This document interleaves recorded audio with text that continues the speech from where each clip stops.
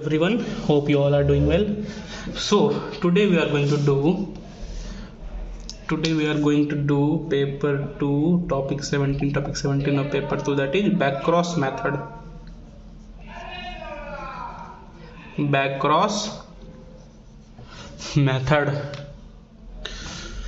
So we will discuss here about this.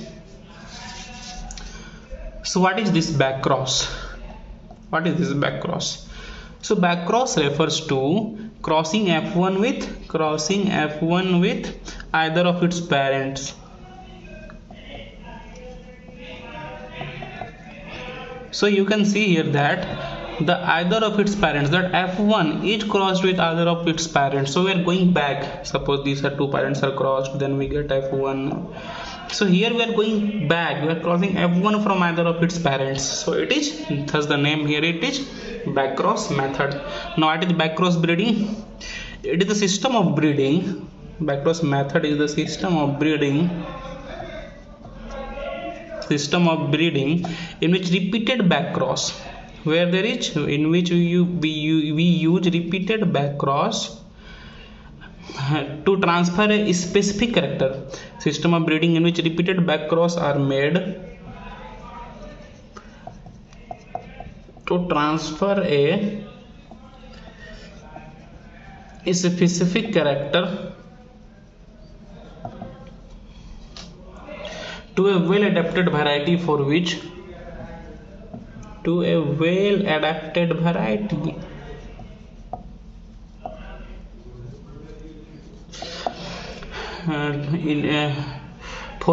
variety is deficient. So where we using the backcross, we transfer a specific character to the variety, to the well adapted variety which is deficient in that variety.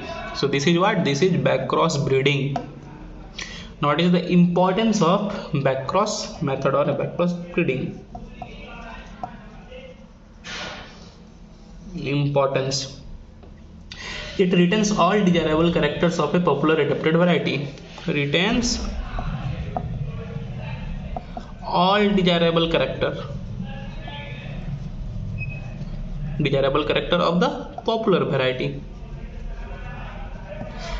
and just replaces the undesirable character. It retains all desirable and replaces undesirable character or undesirably at particular locus.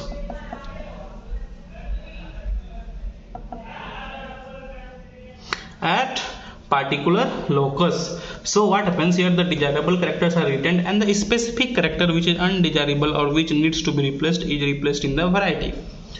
Moving on, second importance is that it is useful for transfer of oleogenic characters. Oleogenic characters can be transferred easily here. Example, you can see disease resistance.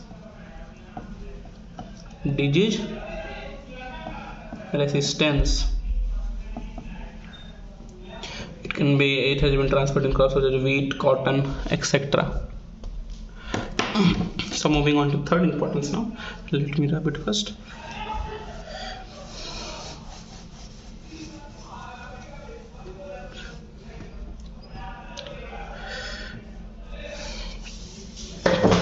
It is useful for incorporation of genes for quality. Incorporation of genes for quality. Example, you can see example for protein content. So we can incorporate gene of protein content through which the protein content of the crop can be enhanced through backcross. Protein content. It is extensively used in development of varieties with multiple disease resistance. Can develop varieties with multiple disease resistance. Multi-line varieties carrying resistant genes for different races. Here, multi-line varieties carrying genes for different races, of pathogens are also developed. So these multi-line varieties carrying different races of pathogens are also developed through backcross. Male sterility and fertility restorer genes are here. Male sterility and fertility restorer genes, we've discussed male sterility in detail in previous lectures, must watch this. Fertility restorer genes are transferred to various agronomic bases by this method, are transferred to various agronomic bases using this method. Only breeding method used for interspecific gene transfer. Only breeding method used for interspecific gene transfer. And the variety developed from this method doesn't require multi-locational testing. Varieties developed from this method doesn't require multi-locational testing, that is testing at multi-locations, so it is not required here. So this was the importance of backcross. Hope you all understand this. Now moving on to the next topic of this session, that is genetic consequences of repeated backcrossing.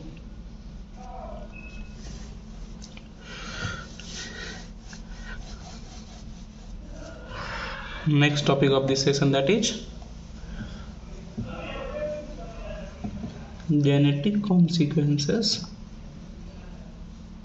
of repeated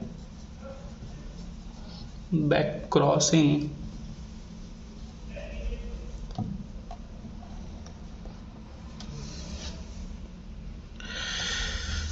So first of all, here we say reduction of heterozygosity and increase in homozygosity. Here heterozygosity is reduced and homozygosity is increased. So here there is reduction in heterozygosity and increase in homozygosity at the same rate as selfing.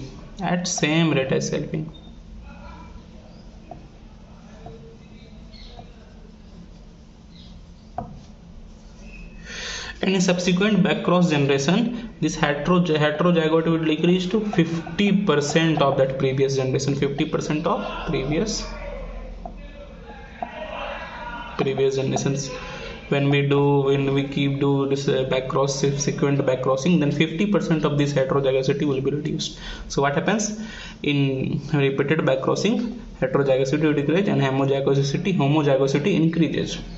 Secondly, we see that increased similarity with recurrent parent. There is increased similarities with recurrent parent.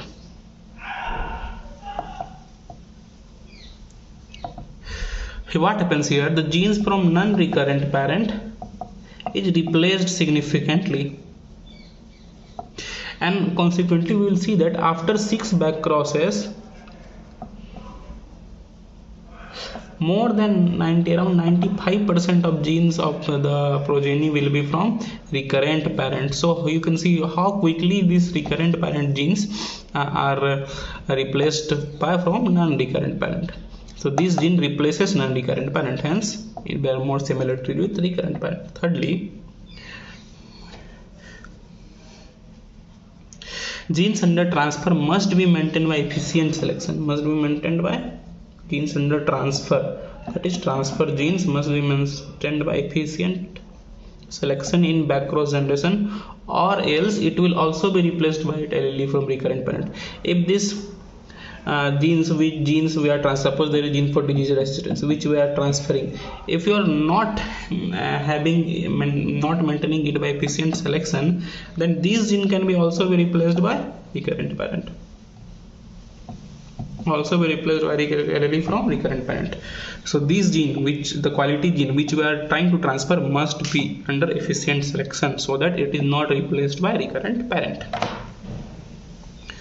Moving on to the next point.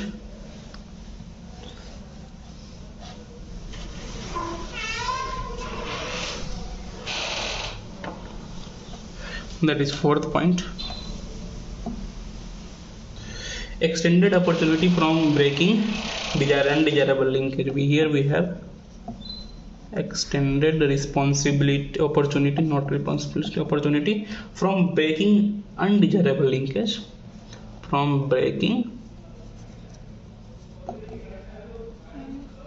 undesirable linkage. We have discussed linkage also in detail in previous section. You must see that breaking undesirable linkage. The transferred genes and gene tightly linked to it would remain in heterozygous state. So what happens in backcross generations? The linked genes or the transferred genes and genes tightly linked will remain in heterozygous state in backcross generations. So here breaking undesirable genes, the transferred gene, we have extended this opportunity of breaking undesirable genes because during backcross generation these linked genes remains in heterozygous state.